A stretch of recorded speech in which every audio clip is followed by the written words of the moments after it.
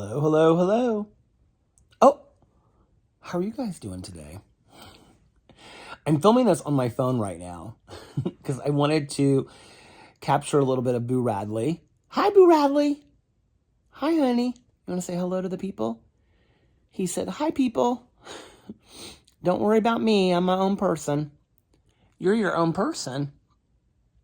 Well, what are you doing today? He said, well, I've been running around and I took a long nap while you went out and had Cousin Fun Day. And then when you came home, I ran around the yard and I went and said hi to the neighbors. The neighbor across the street and the neighbor next door.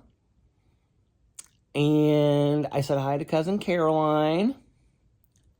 You did? He said, oh, I love Cousin Caroline so much. Boo Radley.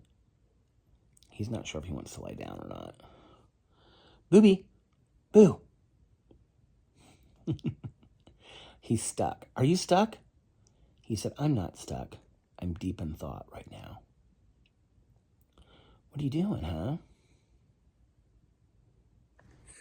I need to find a place to put this camera up. Hold on a second. Oh, say, I'm getting up close and personal with the camera. Okay, let's put this camera right here, Boo Radley. See, I never know where to look into it if I'm filming on my phone. So, you can see I had a hat on all day today, so my hair looks so good. What are you doing, huh? Are we just hanging out? Are we just hanging out, little tongue? So I'm trying to get motivated to go down to the front porch and film a little bit. I just made the bed, finally. And, what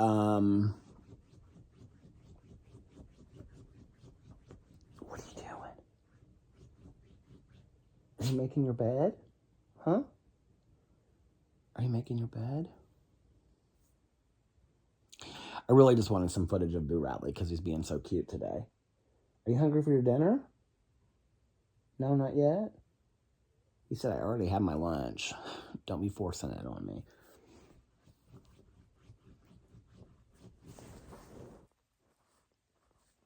What are you doing? Did you hear something downstairs?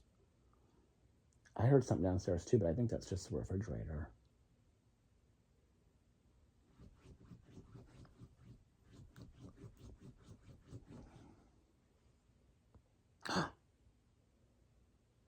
This is the comforter that I put on the bed that I was talking about. The Buffy comforter that's so comfortable, so comfy and cozy. There he is. So, I never know where to look. I think I'm supposed to look to the left. Am I looking into the camera right now? I don't know. So, hi, how are you guys doing? Okay, so I'm going to vlog up here for a little bit on my phone, and then I will go downstairs and finish the vlog on the front porch. I actually have an iced coffee from Starbucks sitting there waiting for me. So last night, after I vlogged, I came upstairs and took a shower and got dressed. And I wore jeans with a button-down collar, black shirt and my new Birkenstocks. And Alex wore a white shirt with like ripped jeans and sneakers. He looked real cute. And we met our friends at the restaurant. Well, no, our friends, the one couple that lives really close to us, they came and picked us up. And then we met our other friends at the restaurant. And then Alex's mom met us at the restaurant too. And we went to this restaurant in Carmel called Roma. And it's an Italian restaurant. Apparently it's been around for a really long time, but they moved locations. It used to be, the place where it's at now, it used to be Brewburger, but now it is Roma. And I had a salad. They had like 3 vegetarian salad options. And our server was fantastic. Like I asked her like a bunch of questions about vegetarian options and stuff. And she was like so helpful. So I got a salad. And then they had like 3, they were called like garden pastas. you pick like the sauce that you want, and then you could get it on any kind of pasta that you want. They had like a fettuccine, and then they had something, which I don't know what the name of it is, because I'm not that intelligent when it comes to pasta, which I should be because I love pasta. But it's like thicker than, I want to say it's limoncello, but that's the name of the LaCroix. But it's something like that. It's like thicker than fettuccine. And then they had this spaghetti. It was like, she said it was between like spaghetti and angel hair pasta. So that's what I got. And then I got like this cream sauce. It was like a vegetable cream sauce, and it had like walnuts and stuff in it. And it was really, really good. It actually tasted a lot like what I get at Piata. And then Alex got, so one couple that we're friends with, they got calamari as an appetizer, which of course I didn't eat because I don't, eat seafood.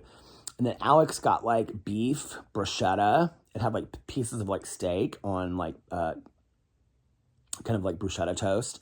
And of course I didn't have any of that because I'm a vegetarian. And then he got a Caesar salad. His mom got a caprese salad. And then our friends got salads as well. Everybody got salad. And then Alex got spaghetti bolognese. And his mom got this like fettuccine, and it was like with salmon in it. It was like bolognese, but it came like with salmon in it. And her friend, she got that, and her husband got that. And then the other couple, they were sitting down at the other end of the table, and I don't know what they got. But anyway, it was really nice. And then Alex had like a piece of tiramisu for his birthday. And yeah, and it was just a really, really nice night. We had a wonderful birthday night, and his mom took about 1,000 pictures, and it was fun. He said he had a really, really good time for his birthday. Oh, Tiny Jean is calling me. Hold on a second, let me stop that. So anyway, so yeah, we had a really nice time for his birthday. And then, and he was super tired, so he went to bed early last night. And then today, Caroline came and picked me up at about 12:45, and we ran around and did errands. And, let's see. We went to the post office to go, and there was like, I had like one card for a package, and there were like 10 or 12 people in line, and the woman at the counter, I felt so bad for her. She was like, I'm the only person working today. Everybody else is called in sick. So she said, she's like, you guys are just going to have to be really patient. It's going to take a long time. And I was at the very back of the line, and people were coming in behind me that were like carrying packages and stuff. And I was like, they can just have my place. I'll come back either Friday or whenever and pick up this package when they have more people that are working there. So anyway, I felt really bad for the woman that was working there. She's usually the one that gets me my packages, and she's really, really nice. So anyway, like looking at the time to see where I'm at on time. Not that it matters. But anyway, and then we went to Costco. And then we went to, Caroline was going to get a hot dog at Costco. And before then, she was like, are you wanting to get something for brunch? And I was like, I'm not super hungry for brunch. But by the time that we got done with Costco and the post office and some other errands, I was like, I'm kind of getting hungry. So do you want to go to Patashu? Well, actually, she did get a gift card for Cheesecake Factory from somebody. And so she was like, I know my hair looks bad because I've been wearing a hat all day long. She was like, I said, do you want to go to Cheesecake Factory? And she was like, yeah, we can go to Cheesecake Factory, because she had to go there to get a gift card anyway. We thought they would have them at Costco, but they didn't have Costco. They didn't have Cheesecake Factory gift cards at Costco. So anyway, so I was like, do you want to go to Cheesecake or do you want to go to Patashu? And she's like, well, it's up to you. And I said, well, let's go to Patashu then, because it's a little bit healthier. So we went to Patashu. Caroline got the Cuban with a Diet Coke. I got the California Dreamer and a bagel. I had half the bagel, Caroline had the other half the bagel, and I had a couple hazelnut coffee, and it was really delicious. And then we went to the mall, and I bought Alex's birthday presents. And, because I know everybody wants to know what I got Alex. So, at Louis Vuitton, if you buy cologne there, you can get it, like, refilled for, like, half the price if you take the bottle back in there. And so I think it was like 2 years ago, he bought me this cologne from Louis Vuitton called Cactus Garden, and he loves it. It's like his favorite cologne.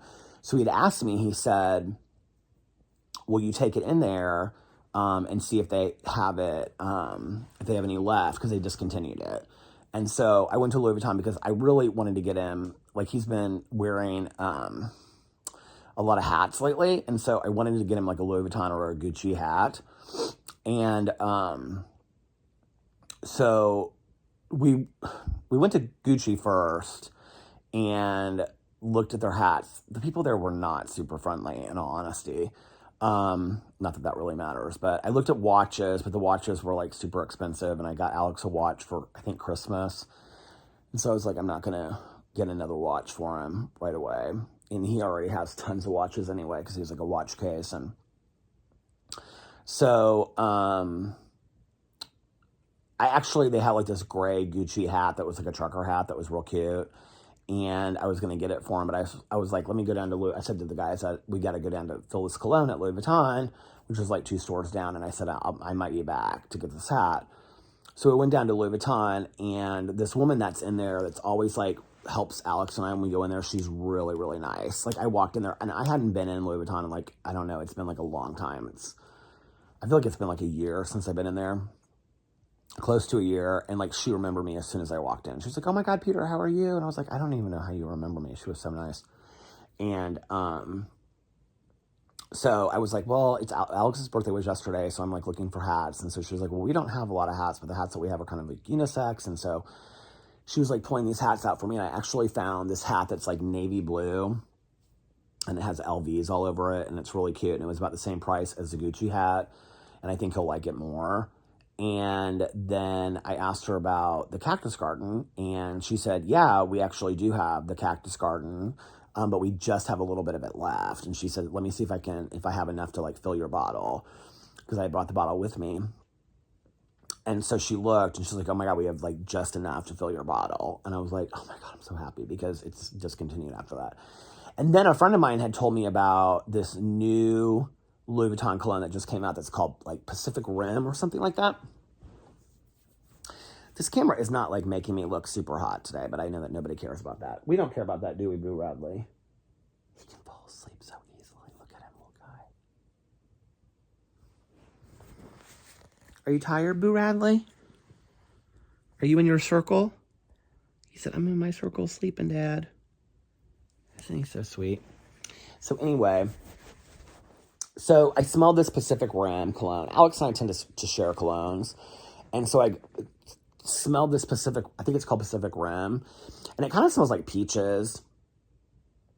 I can't remember what she said that they had in it, but it smelled good. And so I was like, I think I'm going to get this for him as well. So I got that for him as well, that we can both like share it. So yeah, so that's what I got him.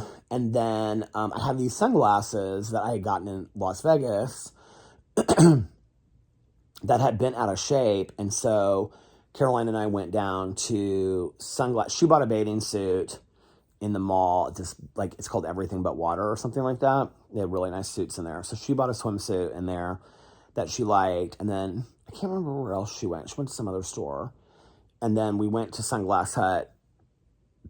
They were so nice in Sunglass Hut, this girl and this guy that worked in there. And she like completely fixed my glasses, like fixed them. I'm like, they're like brand new. And I was like, well, how much do I owe you like for fixing them? She's like, oh, nothing. And she's like, people bring in glasses all the time that we fix them here. Even if you don't buy them here, you can bring them in here and get them fixed. And I was like, oh my God, that's so nice. I was like, you guys were so fantastic. So the next pair of sunglasses that I get, I'm going to go, which I don't need any sunglasses right now, but the next pair I get, I'm going to get a Sunglass Hut, because they were so nice to do that for me. So anyway, so we went there, and then where else did we go? We went back to Saks, and we looked at shoes. And then Caroline wanted to look. I can't remember where she wanted to look. Oh, we went into Sephora, and Caroline got a bunch of stuff at Sephora, like shampoo and conditioner and stuff like that. Like all kinds of the Olaplex. She loves that brand. And then, where else did we go? And that was it. And then she brought me home. And we were actually gone, like, she had dinner at, what time is it right now? It's like 5:27. She had dinner plans at like 4:15. She's like, what are we, 70, having dinner at 4:15, which I thought was funny. It's like 2 of her girlfriends that she gets together with like once a month and has dinner with. But anyway, so real close to where we live though. So she's like 5 minutes from there, and she to be there at like 4:15. But I guess she told them between 4:15 and 4:30 because she dropped me off at 4:15. So we were gone from 12:45 till 4:15, and I really didn't think it would take that long. And then when I came home, my neighbor across the street, she was watering her plants. My neighbor next door was watering his plants. And so when I took Boo Radley out, he like ran over and talked to them and said hi. And yeah, and so now I'm vlogging. And Alex was supposed to have dinner with a girlfriend of his tonight, a friend of his from high school. This is like a friend of his that he has like known, like, well, obviously since high school, since like his freshman year in high school. That's been like really close friend of ours ever since then. And she lives pretty much full time like in Fort Lauderdale now, in that area. And he actually met her in ESL because she's from Colombia and he's from Venezuela. And they've been like really, really good friends ever since then. But she's like home for like a week. And so they were going to get together for dinner tonight. But he was texting me and he said that he wasn't sure that it was going to end up like falling through. He was like, I don't know that we're going to end up being like, her time schedule and whatever was like different than his. And so he was like, I don't know that we're going to be able to have dinner. And so he said, I may just be coming home. And he was like really, really tired today too. So he said he didn't like, he was tired last night, but he didn't sleep great. And so he's like, I don't know why I'm so tired, but he's like, I'm really, really tired today. And so I said, okay. So that was that. So then I think he'll probably, if he ever says he's going to skip dinner, he usually always skips dinner if he's like got plans. So he is going to, he'll probably come home because he said he has to like do a bunch of laundry and stuff like that. And I was like, okay. And I did not finish Campgrounds and Criminals last night. So I want to finish that tonight. So many people are like weighing in on Cruel Sacrifice. What is Cruel Sacrifice? Oh my God, Cruel Sacrifice is that book by Aphrodite Jones that I read years, like 20 years ago, about Shanda Sher, who was killed in Madison, Indiana. If you guys want to talk about a really good true crime novel, that book is really, really good. And actually the girls that murdered her are out of prison now. And they were on like Dr. Phil. You can see like the clips of it on YouTube and stuff like that. It's really tragic case of what happened to this girl. So anyway, but a lot of people are like weighing in on like not liking Cruel Summer, not liking this season of it, which is so funny because Nikki from the book club, she texted me and she was like, I am so into Cruel Summer this next season. And which made me kind of happy because I was reading all these people that were like, oh, I'm so not into this show. Like this season is not that good and whatever. But I have to say, like, when I started watching Cruel Summer, the first season, I don't know that I was like that into it, like right out of the gate either. Like it took me, a little while to like get into it. So I'd say 2 or 3 episodes. I think there's like 4 or 5 episodes out now. Plus what is today? Thursday. I also have, we have the Real Housewives of Orange County, but we watch that together. And then RuPaul comes out tomorrow. And then I also have, what's that show with Patricia Arquette called? High Desert. I have that to catch up on. But I need some new shows to watch because Caroline was saying that she was asking me if I was watching something. We were talking about The Crowded Room and how different the show is on Apple TV versus the documentary, The 24 Faces of Billy Milligan, which is really interesting to me because I don't know why they based it like, I mean, it's obviously him that they're basing the show on, but then they changed so much about it. She was asking me, she was like, what do you think about the show? And I said, the first 2 episodes were good, but I said after that it got kind of like really slow. It's like on the 4th or 5th episode at this point. Like I just think it's really slow. I'm kind of over it at this point. I don't even know if I'm going to keep on watching it. And The Idol, I'm kind of over. I think a new episode of that is out, so Alex and I might watch that tonight, but I don't love it. It's like it's so over like sexualized that it kind of like loses its point, if that makes sense. I don't know if you guys know what I mean by that, but like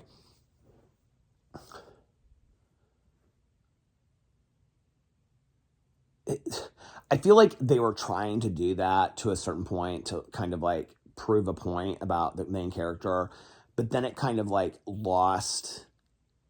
This is so weird. Like, this is the first time that I've ever like looked, and maybe it's because of where I'm like sitting, because usually I'm sitting like right in the middle of the camera. But I'm like looking at myself in the camera, and I'm like looking at myself like I would be looking in my vlogging camera. Like, I can like see myself like right here. I mean, I can see myself obviously in the camera, but like I don't have to like look to the left or look to the right, if that makes sense, to see where like my eyes are looking. Because like usually when I look at the camera, like it looks like I'm looking over that way. Like right now I'm like looking right at the camera. It does kind of still look like I'm looking up a little bit though, doesn't it? But anyway, I just feel like the show is like really over sexualized and over sensationalized, and I don't know. I don't really like it. It's very depressing too. So I don't know that I'll keep on watching The Idol. Every time I tell somebody that I'm watching it, they're like, American Idol? And I'm like, no, The Idol. So yeah, there's that. And then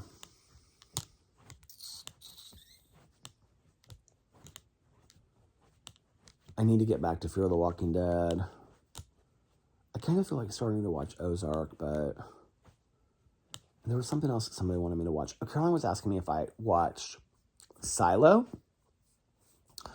on Apple TV. She was saying that like one of her friends was telling her that like Silo is really good. I've never even heard of it. I can't look it up right now because I'm recording on my phone, so. Boo Radley, have you ever heard of Silo?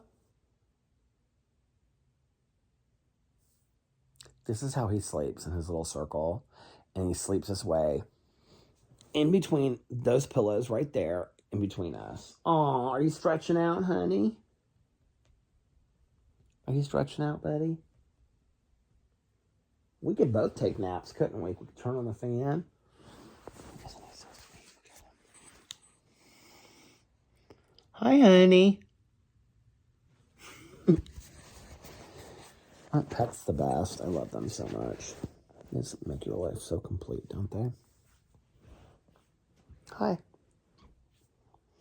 It's time for a nap. It kind of looks like there's like a... I love my bedroom.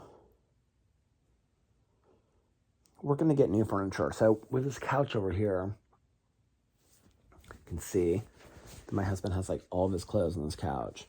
So we're going to get rid of that couch. And Alex is going to get a dresser that goes the entire length. And then we're going to get a mirror, full mirror here, like wide one, long one over there. And then over there, see behind me, is my couch with my fan on it. And we're going to get rid of that couch. And then I'm going to get like one of those tall fans, you know. But I don't really need a dresser. So that black chair, which has pillows all over it right now, and the ottoman is going to go in that corner. And then Alex is going to have the dresser and the mirror over there. And then we're going to get rid of that dresser that's, if you can see it or not, it's got like all of his bracelets and cologne and stuff on top of it. We're going to get rid of that dresser right there. And it'll free up some space in this room. And he's wanted to hang this TV forever. So maybe we'll hang that TV on the wall and then get rid of... Because like we've got like DVDs. I've got my Alfred Hitchcock Masterpiece collection underneath there that my friend gave me for my birthday like 15 years ago. A bunch of DVDs and like a DVR player and stuff like that. We don't ever use it. Alex only ever... I'm like looking at this like, this would be a good thumbnail. Alex only ever like, what do you call it? Watches shows, like he like looks them up on his phone and then he like transports them to the TV. I don't even know how to do that. He's shown me and I like figured it out like one time, and like other than that I can't do it. I don't really care. I like to watch shows on my iPad anyway. But I love hanging out in my bedroom. It's so cozy. You guys are actually right now, you're on my, here I'll show you. You're on my grandma blanket. This is my grandma blanket that I bought from Amazon. It was like $30, and it's like literally like one of the best buys I've ever made. It was so worth it. Well, it's not like called a grandma blanket. I call it that because it just reminds me of like a blanket that my grandma would have. But it's called like a waffle blanket or something like that. Now look, because like the blanket is on the side over here. Can you see that? Like that's the blanket. But do you know what it kind of looks like with the white over here from the wall? And then down here, it kind of like looks like one of those pictures where you're like sitting in the middle of it. Do you guys remember those pictures that people would have like hanging on their walls where like the edges were like faded out? Do you guys remember those shirts that, is this totally just like my era? Probably. But those shirts that girls would wear and they would get like at the state fair or the carnival, and it would have like a horse like running in a field. And then it would say like Misty underneath it, and it would have like fringe with beads on it. Do you guys remember those shirts? I always wanted one of those shirts. And I wanted it to say Peter on it. I mean, when I was like 6 or 7. I don't know why I always say Misty. Well, because my friend Misty in high school that I talk about, like, that wasn't really her name, but like I make the jokes about Misty, and which is, that is really based on somebody. True story. My friend in high school, she was like crazy, right? She said, like, whenever I talk about her in videos, like I haven't talked about her in a long time in videos, but like back in the day, she would like hear it and she thought it was so funny because it's totally a true story. Like, she was kind of a little wild, to say the least, in high school. This is the girl that I talk about, like, that she would go in the bathroom and give BJs for $5 to buy her clothes, cigarettes. Okay, that's based on a true story. And then she went to college at IU and she joined that Up With People, that Christian singing group, and she traveled around the world. And then she met her husband, who came from like a really wealthy like family, and now she drives a Range Rover and lives in like $1 million house. And that's a true story. So see, you too can make your dreams come true, and you can start in by giving BJ's for clove cigarettes, I guess. I don't know. God, probably not a great lesson to teach people, but I don't know. She thinks it's so funny when I tell her. She's like, I don't even like remember those days. She's like, how do you remember stuff? People always say that to me. They're like, how do you remember all this stuff? They're like, I don't remember any of this stuff. Like Caroline always says that to me. She's like, how do you remember this stuff from back in the day? I'm like, I don't know. I just do. When I wrote my book, The Before, Now, and After Them by Peter Monn, Caroline, there's a part in it where the two brothers, Danny and Sam, they're playing with these snow globes at their grandma's house. And their grandma has all these snow globes that she keeps in like a curio cabinet, you know? And I remember when Caroline was reading the book, she called me and she goes, I have a question for you. And I was like, yeah. And she was like, because I did base the grandma in the book, like on our grandma, like her apartment and everything. Like I based it all on that. She was like, I don't remember grandma collecting snow globes. And I go, she didn't. It's called fiction. And she's like, what?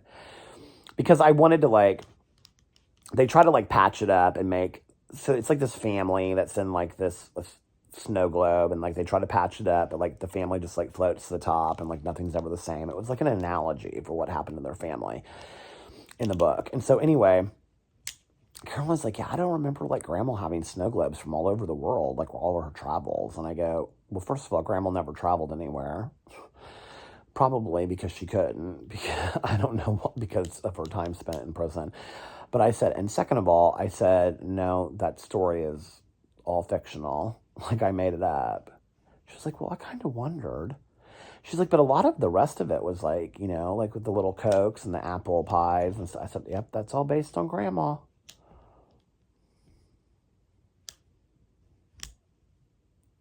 You know, it's so funny when I think about that, like with my grandma. Like I found out, you know, like after my mom passed away that my grandma had gone to prison. My dad told me that my mom and my aunt never wanted Caroline and I to know because it would change our opinion on our grandma.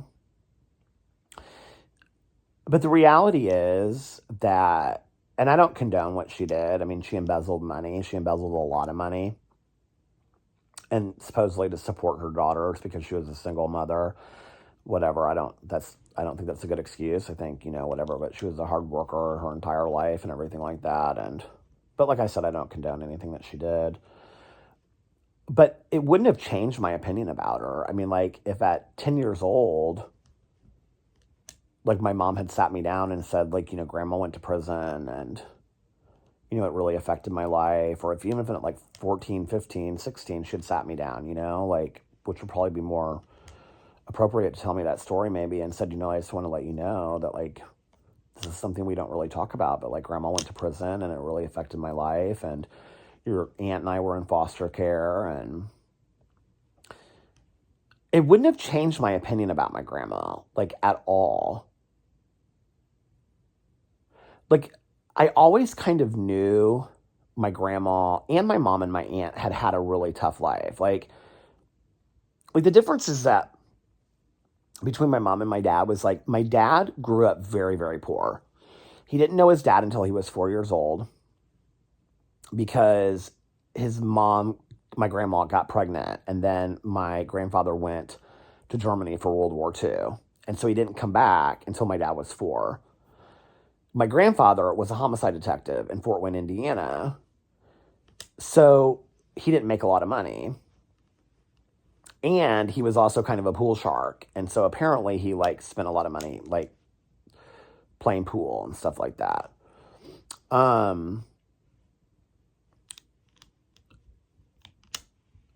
But they were just kind of like, I think they were like lower, economic status or whatever. But my dad would always say when I was growing up, like, he says poor. He doesn't say poor. He says poor. I know it's like a northern Indiana thing.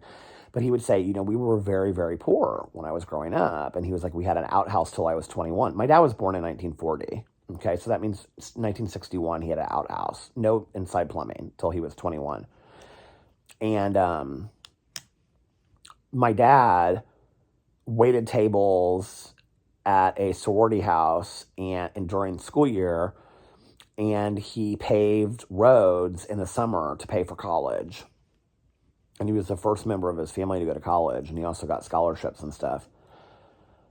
Was never ashamed of how he grew up or anything like that, not at all. But he would always say, like, we were very, very poor and we didn't have money for a lot of things, and we got like one pair of jeans to wear like the whole school year and one pair of shoes, and that's just how it was. And he was like, we didn't even know that we were poor because we were such a loving family. Like, my dad's siblings were very, the 2 that are gone, but now there's 3 of them left. They were very, very close. He was really close with his mom. He would say things to me as I was growing up, like he didn't really know his dad that well, but he would say that was because of the age difference.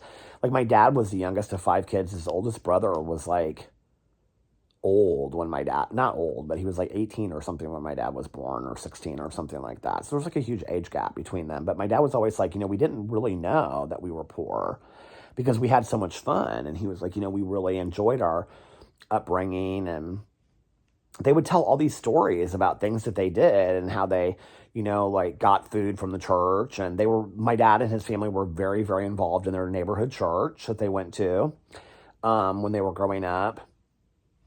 And he would say, we ate dinner at the church like 3 nights a week. And he was like, now I look back on that and I think that's kind of interesting. But like, at the time, I didn't really know that there was anything weird about it. And, he was like, but we didn't really know that we were poor because we were so happy. The difference between that and my mom is that, and so much of it, my mom and my aunt kept a secret. So Caroline and I didn't know that they were that. I mean, we knew that they were that poor because they would say, like, we were really, really poor. My mom changed, like, schools like 8 times in 12 years or something like that. And they would constantly, like, move around. Like, my mom's high school years, like 10, 11, and 12, I think. 9, 10, 11, and 12, or 10, 11, and 12, she's lived in the same house. Which is the one that's at 52nd and Central in Indianapolis, which is where which was when my grandma went to prison. The one that Caroline and I found and we drove by not too long ago. But other than that, they, like, moved like 8 times. And I think, like, my mom said one time, a lot of the places that they moved, like, my grandma would say, like, she would move in there under the idea that she didn't have any kids. Like, she wouldn't say that she had any kids, and then they would find out that she had 2 daughters, and she would get kicked out. I feel like this is, like, distracting, this side of it. Probably doesn't matter. You guys are probably like, Peter, we don't even care. But I feel like my mom said that to me at one time, like, wait a second, let me see if I can fix See, now I'm going to mess with this, and it's not going to get back to how I want it to go. But I feel like my mom said that to me at one point, that she was like, okay, that's not good, but it'll do. It's reminding me of that Whitney Houston song, It's Not Right. How's that song go? It's not right, but it's okay. You know that song? Anyway. But they moved a lot, and my grandma was a bookkeeper, and she didn't make a lot of money. And, the truth is that she probably was embezzling money long before she got caught for it.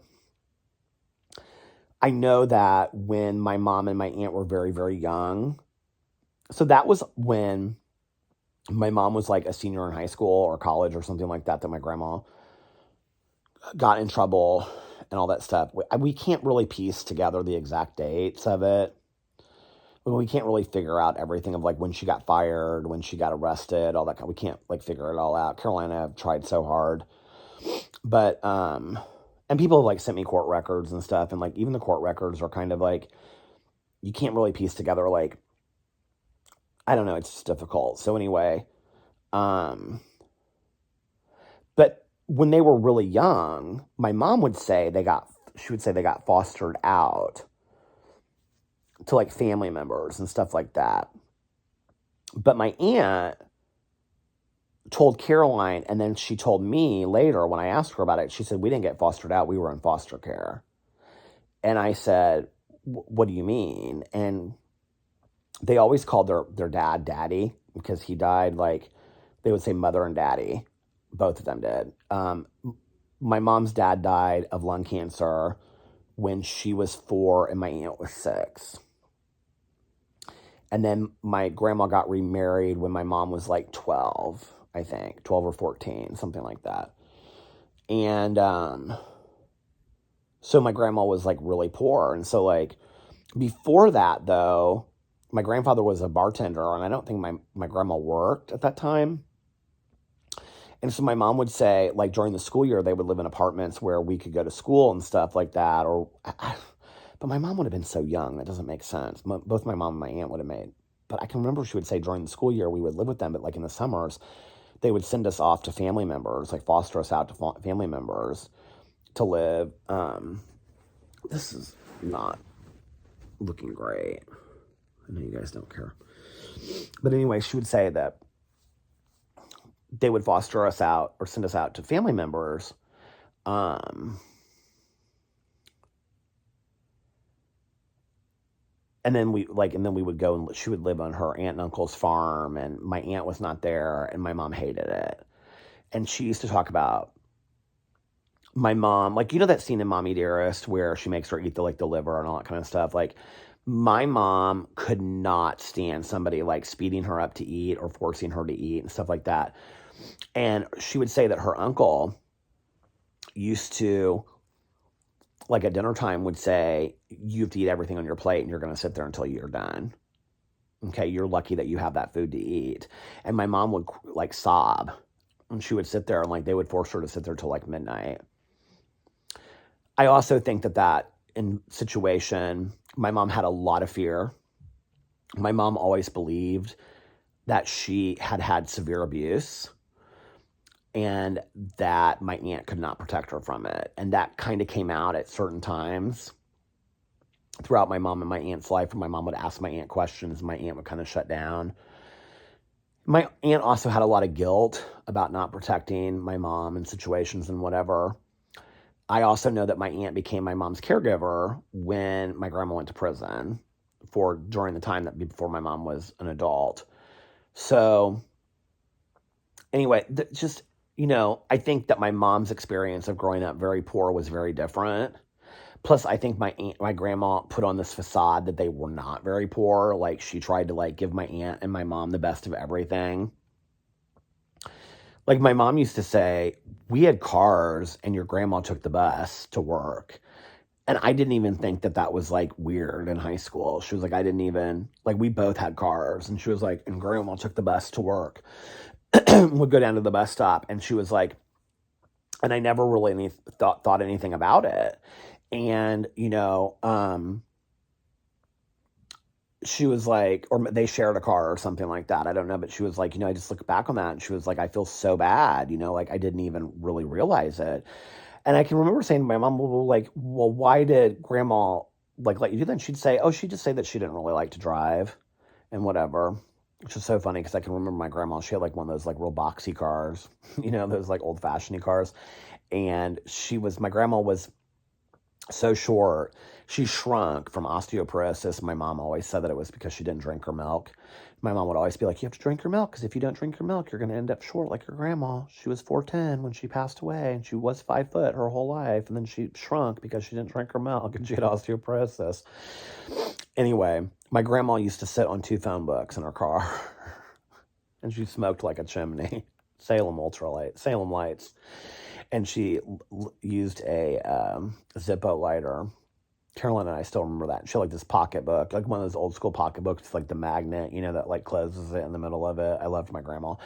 And then I remember my mom and I at this one point had this like, because we always talked about how like my mom's dad probably was an alcoholic as a bartender, but we don't really know. And she doesn't know like a lot of family history on that side. But we do know that there's like a lot of like addiction on both sides of our family or of my family. But my mom was always like, your grandma was like a teetotaler, which means that she didn't drink at all. She hated it. She hated drinking. She hated when my mom and my aunt drank and stuff like that. And one time I was saying something to my mom because my grandma used to bring, do you guys remember those little suitcases that were like this big and they like opened on the top and then they would have like a mirror in the middle, like in the lid. So my grandma would always bring one of those suitcases when she would stay at our house, and she'd always have like her nightgown and her slippers and her house coat in it. Those days, right? But then in the bottom of it, she had this big bottle of like prescription codeine sleeping medicine. And she would have a spoon in there with her. And she would take like 2 big spoonfuls of this stuff. And I said to my mom, because my mom was like so weird about like, she didn't like to take any kind of like drugs or anything like that. She didn't even like to take like aspirin or Tylenol or anything like that. And I can remember saying something to my mom about that codeine sleeping medicine. And I was like, do you not remember like grandma always took that codeine sleeping medicine? And she was like, that is so weird. She did. And I was like, you think she was addicted to that? And I remember my mom just like had this like moment of clarity where she had like this look come over her. She was like, I don't know, maybe she was. Like, she's like, that's so weird. She's like, I mean, it ran in our family, so it would, my grandma had a really, really hard life. Her mom died when she was very young. Her stepmom was super cruel to her. I mean, it's like almost like one of these textbook, like V.C. Andrews books. And my grandma's dad was very good looking, and she had like 2 sisters and a brother, and she was the oldest. And so my grandmother, that's when she became a bookkeeper, was in high school. And she, for her graduation, she won like a bunch of bookkeeping awards and stuff like that. And so for her graduation, she like went and bought this dress, and she was so excited about it. And she had brought it home like in this box and everything like this, like this would have been like, I don't know, like the late 20s, early 30s or something like that, and brought this dress home in this box for her graduation. And she was real excited about it and whatever, right? And she came home like the day of the graduation, and her stepmother had cut the entire dress up like into little bits and pieces. And she was like real mean to her. And like as soon as she like graduated from high school, like they kicked her out of the house and stuff like that. And she had always had like a really, really tough life. And like my dad to this day, like my dad loved my mom's mom, my grandma. And he was like, your grandma had the toughest life of anybody that I've ever known. He was like, I've never known anybody that had a tougher life than your grandma. And I think that's why for some reason, like he feels bad. Like he doesn't condone the choices that she made either. Like he and I have actually talked more about it than anybody, because nobody really, well, my aunt's gone now, and she told me as much as she was willing to tell me, and nobody really knows anything else, and I can't find anything else. So my dad will talk, and I'll talk about it every once in a while, but not, he doesn't really know that much about it. And he didn't find out about it until like apparently like right, this whole, okay, like the time thing is so weird to me. I almost kind of to some degree feel like he's still like protecting my mom and my grandma a little bit, because when I somebody had sent me like information about the court case. And so when I looked it up, it looked like my grandma would have been in prison up till the time that my parents got married. But my dad told me that he didn't find out about it until right before my parents got married, and then my mom said, there's something I have to tell you, which is weird because, and I've even said that to my dad. My dad's like, well, unless I'm remembering wrong, like that's how she told me, I remember. And I'm like, and my dad is so honest that I just don't think that he would lie. So if it's anything, he just doesn't remember correctly. I don't know. But like, I don't know how he wouldn't have remembered like not meeting my grandma before, or maybe she was out on like, like parole or something. I mean, I don't know. Like, I have no idea. And they just kept it a secret. I mean, they kept it a secret my entire life. Caroline's whole life. I mean, we never knew anything till my mom passed away. I was 36 years old. Never had a clue. No clue whatsoever until I was sitting there and I was talking to my dad. And my dad said, I said, did mom ever have any secrets? And he goes, well, just, this one thing. And I said, well, what was it? And he said that your grandma went to prison for embezzlement. And I said, what? Like, I mean, I didn't know anything about it, right? And then Caroline and I found out through her cousin that, and we still haven't figured out this is 100% true, but we think it is because she remembers, Caroline's cousin on her dad's side, that it wasn't once, but it was twice that she went to prison. So, I mean, I don't know. And there's aliases that have been used and whatever. And it's so out of character from what I remember from my grandma. It's like real bizarre, But anyway, when I'm laying here with Boo Radley and we're taking naps, these are the things I think about sometimes. I think at the end of the day, most people,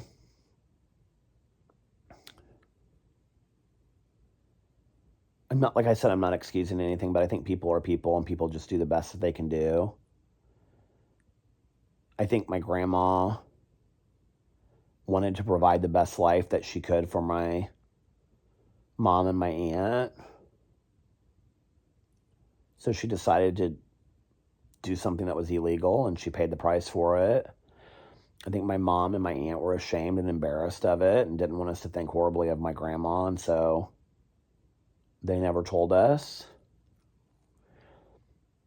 I think it would have made a lot of sense to us for how they were with us and how they parented us and how they were growing up, but I definitely have less interest. I mean, I just talked about it for 20 minutes, right? But like, I definitely have less interest in it now than I did like a year or two ago. Like, Caroline and I were really going to investigate the hell out of this thing. I had a conversation with Tanya at one point, and Tanya said, I think you just need to kind of let this go. Like, my mom had spent an entire summer in Miami when she told me that she never went to Miami, and she had this relationship with this guy and all this kind of stuff, and I reached out and contacted him, and I found him through his, like, sister's Facebook, through an obituary or something, and he was like, yeah, I remember your mom, and she broke my heart. I mean, it's like this really nice letter, but, like, I mean, I felt bad for him, and he was like, your mom was, like, such a beautiful person, and all this kind of stuff, and I sent him, like, a picture, and in this email of, like, my mom to see if he, like, remembered her, and he totally remembered her and everything like that, but, like, I can remember that was around the time. That was right after I had found out that my grandma had gone to prison, and I was just trying to find anything that I could find out, And I remember, like, Tanya and I were, like, in the car, and she, like, put her hand on my, like, thigh, and she was like, babe, she was like, I think you need to stop digging. She was like, I think there are just some things that maybe are better left unknown, And I didn't feel like that at the time. At the time, I felt like I really want to know my family history. And I think part of it, like, people always ask me, like, why are you so interested in this? Like, why does it really matter? I think part of it is, I'm getting older. It's really just my dad, my stepmom, and Caroline and I, and that's it. My dad has no relationship or no relation to Caroline. I mean, Caroline's on my mom's side. So it's Caroline and I basically on my mom's side that's left. And she doesn't have as deep of an interest as I do in it. And, like, I don't even have that deep of an interest anymore. But, I mean, I'm still interested in it. If a bunch of stuff came out that I could find out about it, I would definitely, like, look into it. But,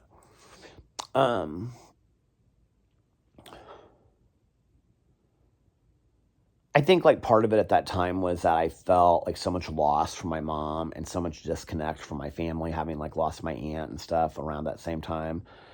Well, a couple years later, but that I felt like I just kind of wanted to know everything, to have something to cling on to hold on to, if that makes any sense whatsoever. I kind of feel like in some way it made my life like a little bit more real or a little bit more tangible. And now I think maybe I just need to remember my memories the way that I remember them, and I don't need to be digging into graves that are not going to bring me any solutions, but they're just going to bring me more questions. And I don't know that I want to keep on asking those questions for the rest of my life. I don't know that maybe I just want to remember my grandma the way that I remember her, like, oh, my husband is texting me, calling me. So I think that's it. I think I just want to remember things the way that I remember them.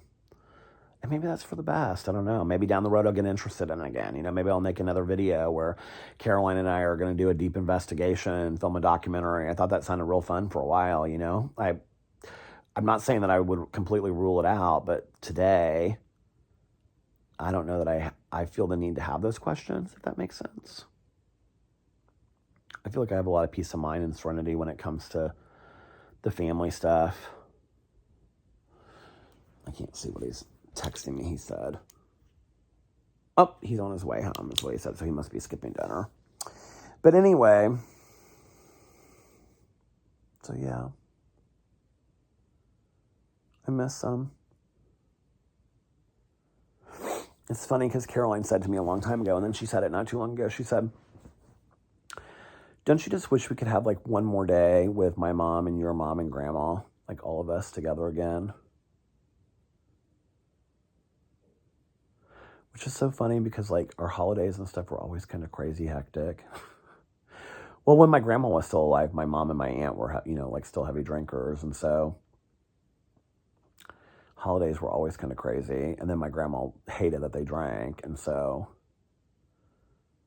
I think it would have made my grandma really happy that my mom got sober. And then my aunt, towards the end of her life, she really like stopped drinking. I think it would have really made my grandma happy.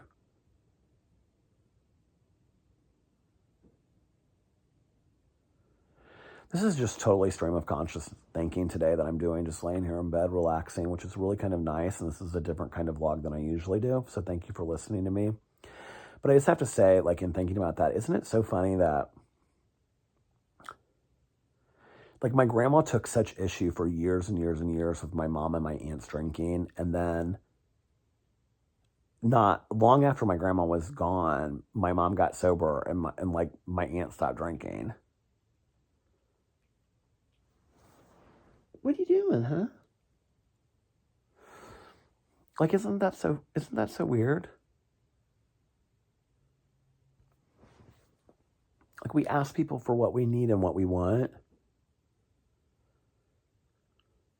But I guess people have to do things on their own time, Most of the profound things I've done in my life, or the changes that I've made in my life, or the things that have brought me the strongest lessons, are not things I've done for other people, but things that I felt pushed to do myself.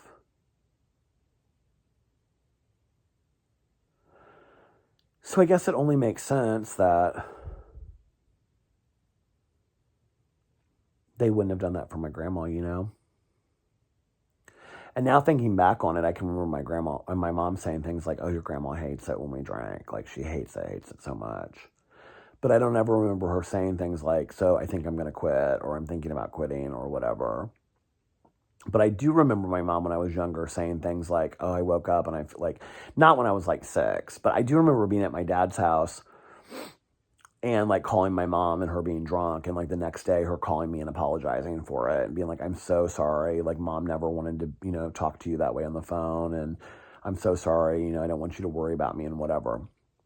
But I do remember her saying things like, mom doesn't want to drink the way that she drinks, and so she wants to do something about it and whatever, But I think it was always like self-inflicted pain, emotional pain that she had that made her want to stop drinking. I don't think it was because of how somebody else was affected by that, which I don't think most people get sober for other people. I really don't.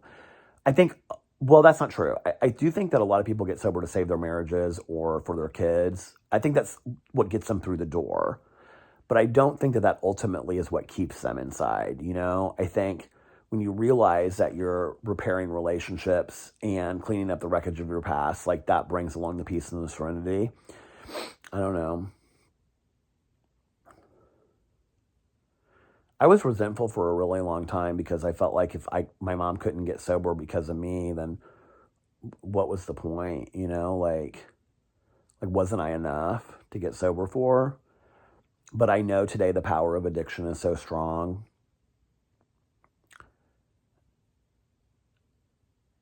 I think people can use that as a reason or use that as an excuse to get sober and to start getting sober, but I don't think that's enough